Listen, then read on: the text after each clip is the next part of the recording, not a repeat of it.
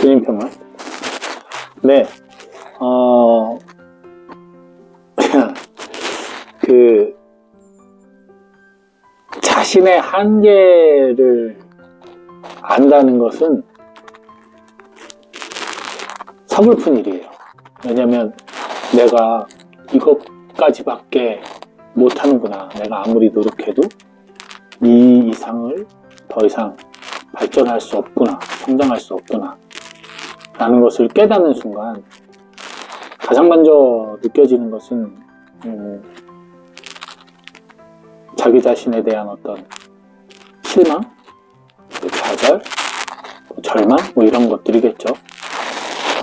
그러나 거기에서 이제 그런 느낌이 올라오고 그런 감정이 올라올 때 그것을 내가 긍정적인 방향으로 해석하느냐 또 부정적인 방향으로 해석하느냐에 따라서 그 사람의 그 이후의 삶의 태도가 변하죠.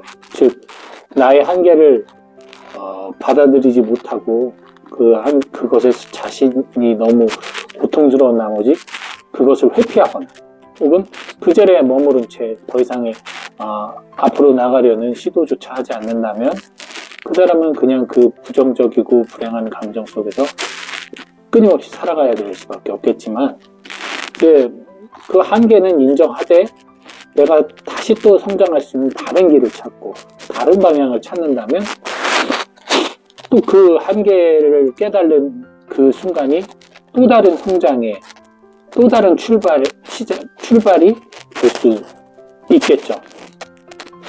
뭐 인간에게 있어서 살면서 오는 그런 한계, 절망 많죠. 하지만 우리들이 지금 이 영상을 구독하시고 시청하시는 여러분들이 지금까지 살아 계시다면 여러분들은 그 한계를 뛰어넘던가 혹은 그 한계를 통해서 다른 선택을 하고 다른 길을 선택하여 다시 새롭게 시작한 삶을 끊임없이 체험하며 오신 분들이라는 얘기예요. 만약 그 한계에서 머물러 있었다면 영상도 보지 않아요. 어떤 노력도 하지 않아요.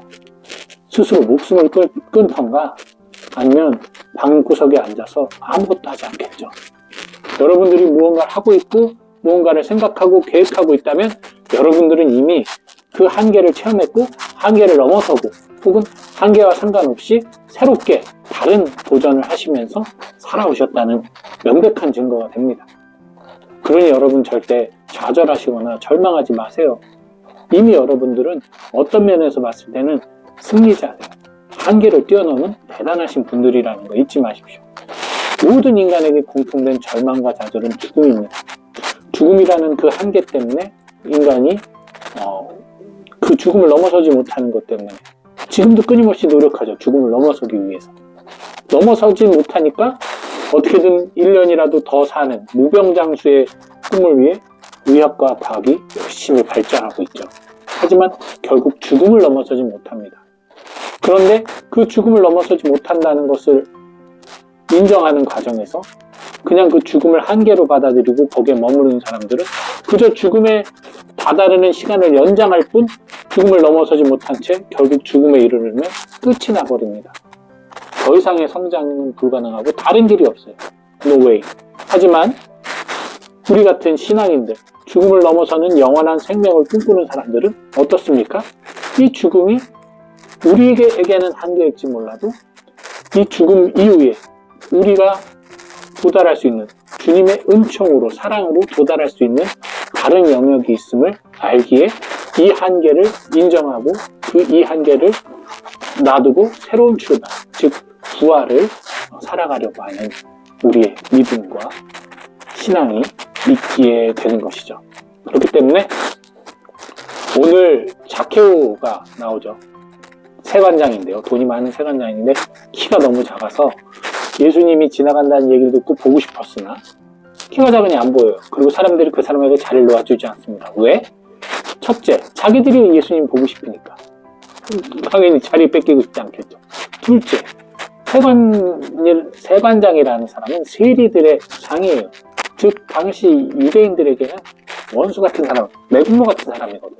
싫어했단 말이죠.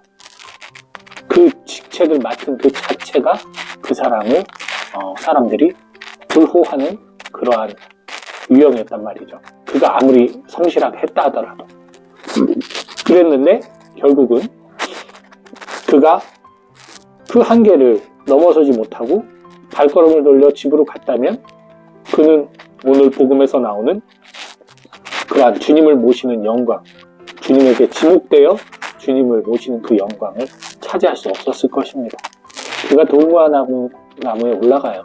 예수님을 보기 위한 그 일념으로 그는 자기의 어떤 직책, 직위, 그 어떤 그래도 요즘으로 말하면 기관장인데 그렇게 천박하게 나무에 기어 올라가는 거 수치스러울 수도 있지만 그는 예수님을 보겠다는 일념으로 올라갑니다.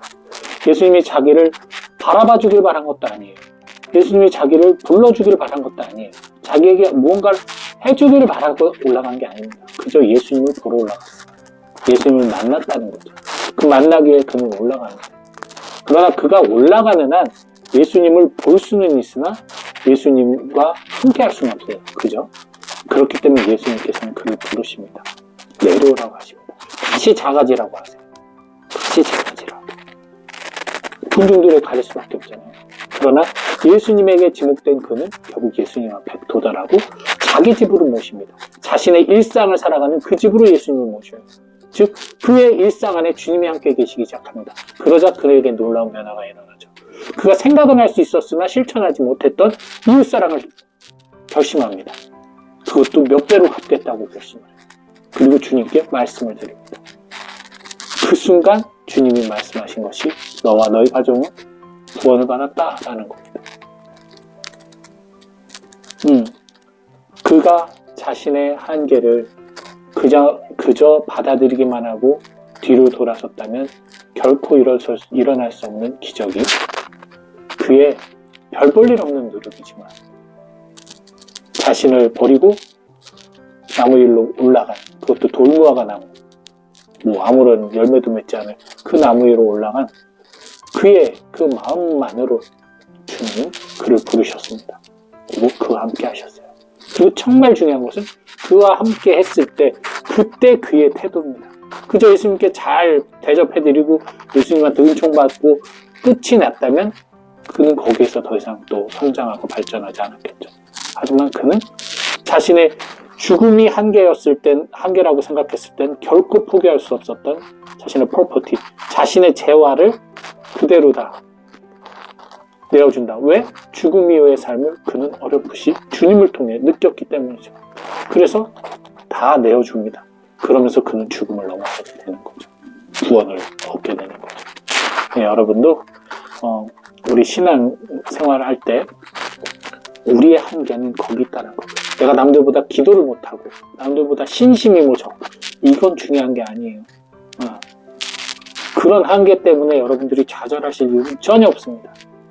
내가 방언을 하지 못하고 이런 거에 전혀 누군 예수님 만났다고 주님 만났다는데 나는 왜 못 만나? 이런 것에 기죽지 마십시오.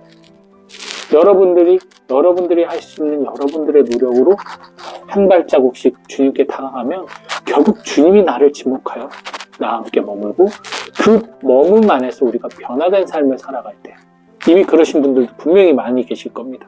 이미 주님 안에 생활하면서 변화된 삶을 사시는 분들 거기에 구원이 머문다는 사실 잊지 마시고 오늘 하루 주님과 함께하는 시간이 되시길 바랍니다. 주님